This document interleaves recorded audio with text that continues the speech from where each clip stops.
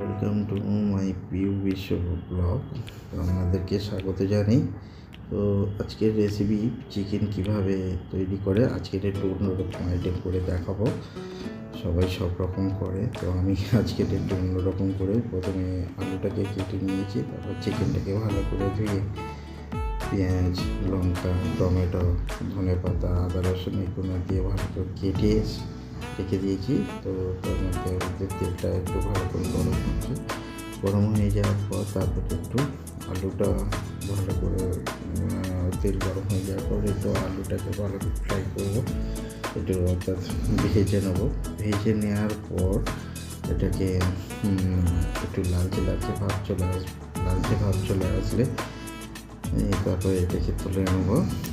তুলে নেওয়ার পর তারপর যে পেঁয়াজগুলো কেটে রেখেছিল সেই পেঁয়াজগুলো আমি তেলে প্রথমে দিয়ে একটু তেলটা দিয়ে দেওয়ার পর তারপর পেঁয়াজগুলোকে ভালো করে লাল করে একটু ভেজে নেবো, যাতে গ্রেভিটাও ভালো হয়।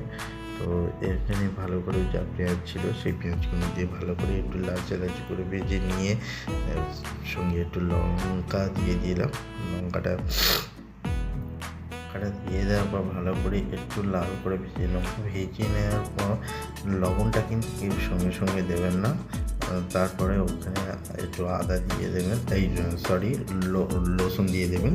রসুনটা দিয়ে ভালো করে কষার পর তারপরে একটু টমেটো দিয়ে দেবেন। টমেটো দিলে কি হয়, মাংসগুলো ভালো করে ছিদ্রে যায় না।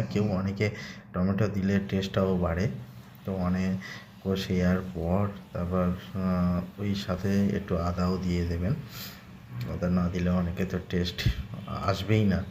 তো একটু আদা দিয়ে ভালো করে এটাকে একটু মাখিয়ে নেবেন। যত বেশি অ্যাকচুয়ালি চিকেনে যত বেশি কষবেন তত বেশি টেস্ট বাড়বে। তো আপনারা পরে নেক্সট একটা ভিডিও দেখাবো।